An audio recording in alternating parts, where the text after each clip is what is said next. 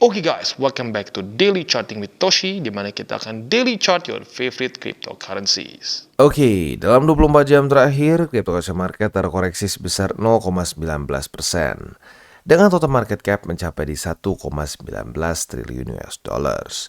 Dan untuk Bitcoin dominance pada hari ini kembali berkurang sebesar 0,03%, dengan peningkatan volume sebesar 4,15% dalam 24 jam terakhir. Untuk Bitcoin, kita bisa lihat terjadi koreksi sebesar 0,42% dalam 24 jam terakhir, dan sekarang trading di 29.746. Tetapi dengan catatan kemarin, atau bukan kemarin lebih tepatnya, jam 7 pagi tadi dia daily close di atas dari 30.000, tepatnya di 30.000 lebih 80 USD. Nah, pertanyaannya, apakah Bitcoin bisa tetap bertahan dan daily close pada hari ini kembali di atas dari 30 ribuan? Kita lihat nanti ya. Untuk Ethereum terjadi koreksi tipis sebesar 0,09% di angka 1869. Lalu untuk XRP terjadi koreksi sebesar 0,43% di angka 73 sen. Untuk BNB terjadi koreksi sebesar 0,31% di angka 241. Untuk Cardano terjadi koreksi sebesar 0,51% di angka 31 sen. Untuk Dogecoin terjadi peningkatan super tipis sebesar 0,01% saja di angka 0,07. Lalu untuk Solana terjadi koreksi sebesar 1,06% di angka $24 lebih 39 sen. Dan Tron setelah dia meningkat dengan cukup tajam di sini ya, sekitar 8%-an, sekarang koreksinya semakin dalam ya. Jadi ini dia alasannya kenapa gue bilang jangan lu paksain beli saat dia habis ngepump ya, ngepump double digit apalagi ya. Sebenarnya 8-7% aja gue udah nggak sarankan untuk main asal beli, karena ini sering terjadi ya, pump koreksi. Jadi kurang lebih seperti itu untuk overview-nya. Selanjutnya kita akan masuk ke economic calendar. Tetapi sebelum kita masuk ke economic calendar, kita akan dengar dulu pesan-pesan dari sponsor kita pada hari ini. Oke, today's video is brought to you by BingX, di mana BingX ini adalah tentunya salah satu cryptocurrency exchanger yang sudah tidak asing lagi namanya ya. Apa saja yang kita bisa lakukan di sini? Buat kita yang masih newbie ya, kita bisa melakukan pembelian kripto secara cepat dan accessible dengan menggunakan buy crypto. Dan buat lo yang mungkin sudah biasa pengen akumulasi secara TA, bisa lakukan dengan di sini ya, spot. Dan juga kita bisa melakukan di sini derivatives trading, ada perpetual futures, ada juga standard futures. Dan buat lo nih mungkin yang merasa bahwa aduh, gue udah coba ya belajar TA, udah belajar sini, beli buku ini, beli buku itu, tapi masih belum bisa juga. Tapi pengen profit dari cryptocurrency market, bisa melakukan copy trade juga di sini. Atau kebalikan juga, buat lu yang ngerasa bahwa trading manual lu bagus banget, lu bisa pertimbangkan juga untuk di copy trade-nya dan tentunya bagi hasil ya. Nah, selain dari itu juga buat lu yang pengen greedy trading bisa lakukan di sini. Dan yang gak main-main adalah new user reward dari BingX. Luar biasa ya, 5.125 USDT siap untuk dibagikan bagi lu yang ingin ya. Nah, di sini untuk KYC saja lu bisa mendapatkan $20 dan seterusnya ya. Ada juga sampai 5.000 USDT trial fund yang lu bisa pakai ya. Dan selain itu juga BingX Indonesia sedang mengadakan Trade to Win campaign, di mana kita bisa memenangkan MacBook Air 2023, iPhone Pro Max, dan banyak lagi ya. Bagaimana cara ikutannya kita bahas di sini. Jadi apa saja yang kita bisa menangkan? Kita bisa menang bonus, token, rebate voucher, dan physical items. Nah, physical items yang paling jadi apa ya, hadiah paling besarnya adalah MacBook Air 2023 ya. Nah, ini cara bekerjanya gimana? Yang pertama adalah ini berlangsung dari tanggal 17 Juli sampai tanggal 15 Agustus. Jadi waktunya masih cukup panjang ya. Dan untuk partisipan yang eligible, ini hanya yang menggunakan link referral gue di bawah ya, karena ini dengan specific channel. Jadi kalau lu lu daftar sendiri nggak bisa ya. Nah, selain itu juga di sini ya, untuk penghitungan volume itu principal dikali leverage. Jadi bukan lu harus masukin berapa duit, tapi berapa besar juga leverage yang lu pakai akan ngaruh juga ya. Di sini kita bisa memenangkan up to 9 rewards in total ya. Jadi bisa dibilang cukup banyak ya. Dan untuk perhitungan dari semuanya mulai dari si trial fund dan lain-lain bisa kita baca dengan detail di sini. Buat lo yang tertarik bisa pause dulu. Kalau lo sudah setuju semua bisa ikutan. Dan sekarang kita masuk ke economic calendar. Kita geser dulu ke GMT plus 7. Kita geser ke sini supaya jadi WIB ya. Nah, untuk hari ini sesuai dengan pembahasan kemarin, kita akan keluar satu data penting dari US, yaitu adalah S&P Global US Services PMI. Nah, untuk data ini harapan kita itu apa? Harapan kita adalah dia itu lebih rendah daripada ekspektasi. Kenapa? Karena a weaker than forecast reading is generally negative or bearish for the USD. Ya, jadi kita ingin dia lebih rendah daripada 54 ya.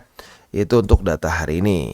Untuk besok kita coba intip ada yang penting atau tidak. Untuk besok akan keluar satu yaitu consumer confidence ya. Untuk consumer confidence sendiri harapan kita adalah dia itu lebih rendah daripada reading karena a lower than expected reading should be taken as negative or bearish for the USD ya. Berarti lebih rendah daripada 113. Oke, jadi kurang lebih seperti itu untuk ekonomi kalender kita pada hari ini dan besok ya. Nah, selanjutnya kita akan masuk ke analisa di Twitter. Untuk analisa di Twitter ini kita ngomongin soal apa sih?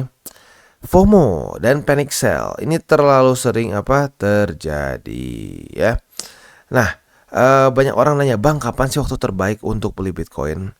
Kalau lu buta TA ya, lu lihat di mana saat orang semua ngomongin jelek soal Bitcoin gitu ya. Itu seringkali jadi satu indikator yang efektif ya. Lu lihat nggak? Atau lu inget nggak di awal-awal tahun ya, di mana waktu itu Bitcoin di awal sampai akhir tahun 2022 lah ya, di mana wah semua orang tuh kayaknya sangat bearish terhadap Bitcoin ya. Ada yang bilang Bitcoin ke angka 5.000, ada yang angkanya tuh nggak make sense $100, ada yang bilang yang paling terkenal tuh ya, katanya nabi finansial katanya ya.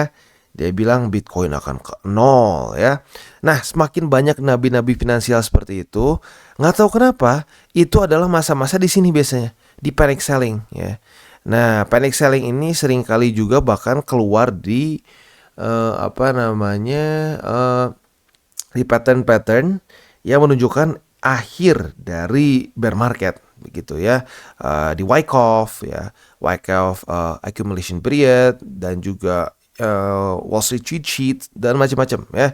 Jadi intinya panic sell ini biasanya biasanya ya, nggak selalu tapi biasanya itu ditemani oleh sentimen yang sangat bearish ya. Nggak cuma kripto ya. Tapi gini, kalau kripto lebih ekstrim, biasanya ngomongnya akan ke nol, akan hancur, akan hilang, akan ya pokoknya yang ekstrim gitu ya. Kalau misalkan di traditional finance tuh, S&P akan kembali ke angka 2001, akan kembali ke pokoknya lu carilah struktur-struktur yang ekstrim yang dropnya tuh nggak make sense gitu ya.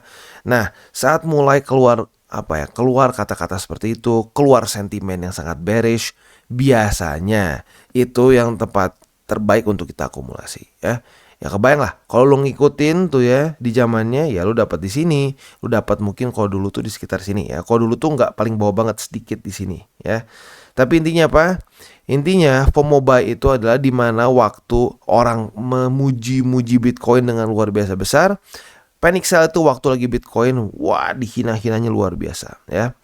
Nah, kita sebagai manusia normal, sebagai manusia yang cenderung punya monkey brain akan seperti ini, FOMO buy dan panic sell ya.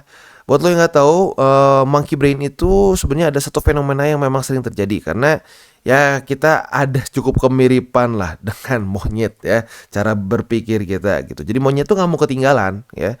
Orang lain beli, semua punya, dia pengen punya juga ya. Tapi saat kita udah punya ternyata dia drop gitu, ini jelek apalah gitu ya. Nah, kita pengen buang barang yang kita udah beli itu. Nah, jadi memang normalnya kalau kita setting pabrik gitu ya, itu seringkali memang seperti ini, kita FOMO buy, panic sell gitu ya. Nah, mungkin beberapa dulu juga pernah merasakan FOMO buy, panic sell gitu. Waktunya TP malah lu beli, waktunya lu beli malah lu nggak mau beli gitu, malah lu jual hasil yang udah terlalu di atas ya. Nah, jadi lagi-lagi kalau gue pribadi, kita harus punya mindset yang benar dulu. Ngapain kita invest di Bitcoin? Jadi jangan beli karena orang lain beli. kita pelajari dulu kenapa Bitcoin berharga, kenapa Bitcoin harus kita pertimbangkan untuk masuk ke portofolio kita gitu. Jangan sampai pas ditanya kenapa beli kripto, kenapa beli Bitcoin, kenapa beli Ethereum, kenapa beli Cardano, bingung. Oh, soalnya teman saya beli yang lebih pinter. Nggak bisa kayak gitu. Kalau udah kayak gitu caranya, saat dia drop, saat dia ke posisi-posisi yang nggak enak, kita akan tidak punya pijakan gitu. Kenapa kita beli? Kalau udah kayak gitu pasti panic sell ya. Jadi ingat ya, ini sebenarnya ngomongin psikologi bukan TA ya. Psikologi ya TA juga sih sebenarnya. Lebih ke psikologi tapi TA-nya ada lah gitu kasarnya ya. Gimana kita bisa menavigate market ya. Oke, selanjutnya kita akan langsung masuk ke TA. Untuk TA kita bisa di sini hari ini cukup volatile. Baru mulai hari ini langsung udah drop sekitar 1,15% ya. Tetapi seperti yang gue bilang tadi, daily close-nya itu di atas dari 30.000. Bahkan week-nya itu mencapai di 30.350. Kereject oleh MA20 ya. Jadi PR untuk Bitcoin pada hari ini super jelas ya. Kembali daily close di atas dari 29.897 karena sebenarnya ada potensi tadi ya. Ini baru mungkin volatility di awal. Jadi lagi-lagi harapan gue adalah daily close Bitcoin di atas 29.900. Itu PR untuk di daily ya. Nah untuk di weekly nggak akan terlalu beda jauh sih sebenarnya ya. Masih di daerah situ tetapi bull support bandnya mulai naik ya. Jadi sekarang bull support band itu ada di 28.544 yang paling atasnya ya. Nah, yang lebih bawahnya itu ada di angka berapa? Kita cek di sini ya. Untuk bull support band itu paling bawahnya di 27.764, tertingginya di 28.544. Jadi ya kalau gua sih berharapnya nggak perlu sampai ke sini ya. Kalau bisa ya dia reclaim lagi, rally ke atas, mulai weekly close di atas dari bull support, di atas dari Bollinger Band. Kalau reject lagi, baru ke bull support band, itu lebih oke ya. Tapi kalau sampai ternyata gagal, nggak bisa nih ya, di daily-nya dia jebol terus, ya sudah kita masih punya bull support band. Kalau dia mantul, dia bisa bertahan di atas dari bull support band. Lagi-lagi secara historically itu 95% mungkin ya, 95% lebih Bitcoin itu akan pump setelah itu. Ya bukan cuma rally tapi pump masuknya ya, bisa 8%, 7%, dulu ekstrim pernah sampai belasan persen ya. Nah, jadi lagi-lagi itu harapan gua ya. Harapan gua untuk di Bitcoin adalah weekly close bertahan di atas dari bull support band. Jadi kurang lebih seperti itu untuk Bitcoin. Selanjutnya kita akan masuk ke indeks dolar ya. Untuk indeks dolar kita lihat apa yang terjadi. Dan kalau kita lihat di sini indeks dolar sayangnya tetap opennya di atas dari 100 ya. Jadi untuk sekarang dia di 101,027 ya, di atas dari struktur. Sayangnya ini mulai berubah menjadi suatu support. Ini tidak sesuai harapan sayangnya ya. Nah, semoga hari ini kan masih baru awal-awal ya. Semoga daily close-nya jam 7 pagi nanti besok akan bisa di bawah dari 100,99, mulai di reject lagi oleh di sini sebagai resisten ya, dan membuat lower low daily close di bawah dari 99,75 ya. Jadi kurang lebih seperti itu PR untuk indeks dolar dan juga secara overview kita ya. Secara makro ya. Selanjutnya kita akan masuk ke buy limit. Tetapi sebelum kita masuk ke buy limit, seperti biasa gue akan disclaimer dulu bahwa semua konten dari Toshi Crypto Indonesia ini bukanlah financial advice. Ini semua bentuknya adalah edukasi ya. Lalu bagaimana cara untuk mendukung TCI? Ada banyak caranya. Lu bisa like our video, bisa share our video, atau juga bisa menggunakan link referral kita di bawah. Harusnya kepilih ya, karena terlalu banyak exchange yang sudah kerja sama-sama kita ya. Pasti ada satu yang lu suka ya. Dan buat lu yang perlu hardware wallet nih ya, lu bisa pertimbangkan untuk beli di Encrypt. Karena Encrypt ini adalah authorized reseller dari berbagai macam brands di sini. Jadi lu nggak perlu lagi deg-degan mikirin ini asli atau enggak, compromise atau enggak ya. Karena si Encrypt ini adalah authorized reseller ya. Oke, selanjutnya kita akan masuk ke buy limit. Untuk Bitcoin kita bisa di sini kemarin sempat reclaim ya, dan buy limit kedua kembali aktif. Tetapi harusnya udah langsung kena lagi. Jadi untuk buy limit kedua harusnya udah kena. Yang tinggal tersisa adalah buy limit ketiga di angka 29.489 ya. Itu untuk posisi spot di Bitcoin. Untuk posisi futuresnya ya, untuk posisi futuresnya itu kondisinya sekarang sudah terjadi retest pertama di MA20 atau di 30.164 ya. Tinggal lu pilih mau yang mana ya. Kalau terjadi retest di sini ya antara di MA20 atau di 30.164, lu bisa buka posisi short dengan target TP-nya di angka 29.900 ya, itu untuk posisi shortnya. Nah, untuk posisi longnya apabila nanti jam 7 pagi daily close dari Bitcoin masih di atas dari 29.900, kita bisa pertimbangkan untuk limit posisi long besoknya dengan target TP kita di angka 30.164. Untuk Ethereum kita bisa di sini, sayangnya kemarin tidak terjadi retest kedua di MA50, jadi kita nggak punya posisi long ya. Tapi untuk posisi spotnya masih sama seperti kemarin ya.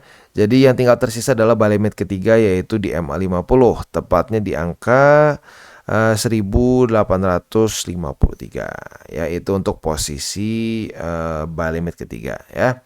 Untuk posisi futuresnya kita bisa di sini sudah terjadi retest pertama di MA20 sebagai suatu resisten. Apabila pada hari ini terjadi retest kedua, kita bisa limit posisi short dengan target TP kita di MA50 ya. Itu untuk posisi short. Untuk posisi long tinggal kita balik logikanya.